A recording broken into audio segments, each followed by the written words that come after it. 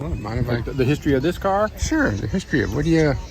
You were telling me some stories about the car. Yeah. So this car was bought in Amarillo, Texas, on the 4th week of November in 1962. The first owner was a former World War II pilot, and he was also a TV personality, a newsman. Okay. Down in Amarillo. And I believe he went to the dealership to see this car. It was a Halo car for Buick at the time. Yeah. And he placed an order for it in 62. This is a 63 model. And then he received it the second week of December, and he had it for 40 years. And then it went from him to the second owner was in New Mexico, who had it for 10 years. And then on to the third owner in Tucson, Arizona, who had it for 10 years, and I was lucky enough to get it just 2 years ago myself. 2 years ago, eh? Yeah. And you bought it in the States, did you? Or Bought it in the States. Yeah. Yeah. From the third owner. From the third owner. Wow. It's very, very original.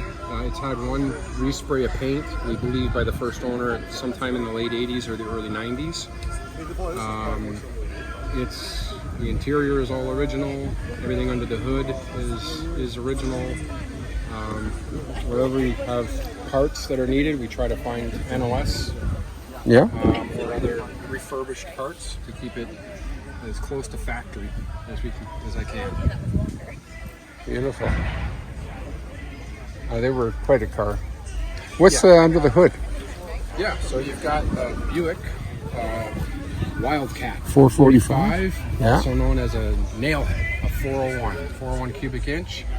It's got a Carter AFB 4-barrel carburetor. This is the torque number that they list here. 445 pound-feet of torque. Okay. Mated to a Dynaflow transmission. Okay. Which is a single gear. There's actually a low and a drive. When you're in drive, it's just a continuous. It's like a turbine. Okay. Transmission. So there's no shifting. So something like the CVT transmissions they have very now, much like or a modern day CVT.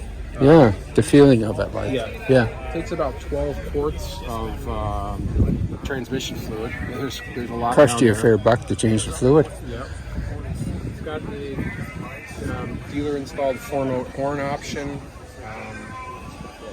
This car has all of the options with the exception. So is that like a train horn? It is like a train horn. Yeah. You can hit it if you want to hear it. Scare these folks. Yeah, scare the daylights out of them. Yeah, it's got power windows, power driver's seat, power vents, which is an unusual option. Yeah. Windows.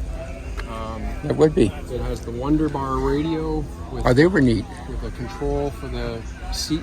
The seek option on the radio is controlled by a foot pedal Okay. over by the high beams. It has the Guide-matic, which is this eye here. It looks down the road and it detects oncoming headlights. It'll dim your high beams for you. Okay, yeah.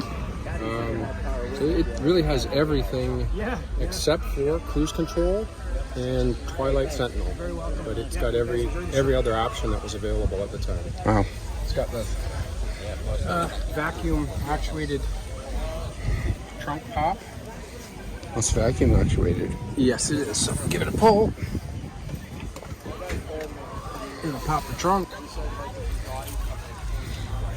And then in the trunk, this was another goodie.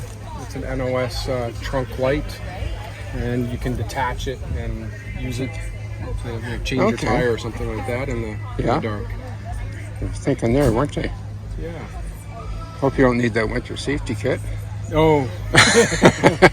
No. Seemed appropriate, I don't know, with the fire extinguisher, just in case. Oh, yeah. Right.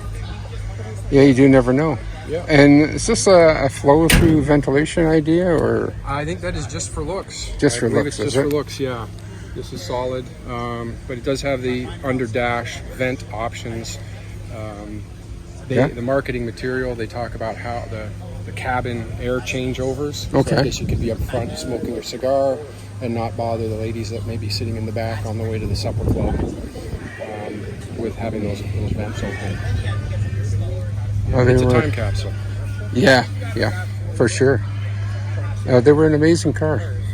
I always had an appreciation for the Riviera and the Wildcats. Yes. Yeah. You know. I think it's if you wanted. This is my friend's 60 Caddy Oh, okay. over here, and if you didn't want to be that ostentatious, you could get a lot of the creature comforts here in the Riviera, and get some of the kind of muscle car performance with the nail head. Yeah. That's the, Oh, yeah. That's the belief. They've heard them referred to as bankers' hot rods. Yeah, that's a good name for them, isn't it? Yeah. Yeah. But, they never brought them up here to Canada back then. They did later years, Yeah. but not back in 63, 65. I think they're still only in the States too. There's a handful of them. I mean, you'll find them up here now, but they're really quite uncommon. There's a nice 65 that's parked over there on display, Okay. which that one has the clamshell headlights Right. on the Yeah. 65. Yeah. It took the engineers 2 years to figure out how to build those. They were part of the original Silver Arrow model, which was Bill Mitchell's design that he offered up to all of GM. And Cadillac said, "Well, we'll take a pass on it. We've got our own thing going." And Buick said, "We'll take it. We'll take the Silver sure. Arrow concept car and make it a production vehicle."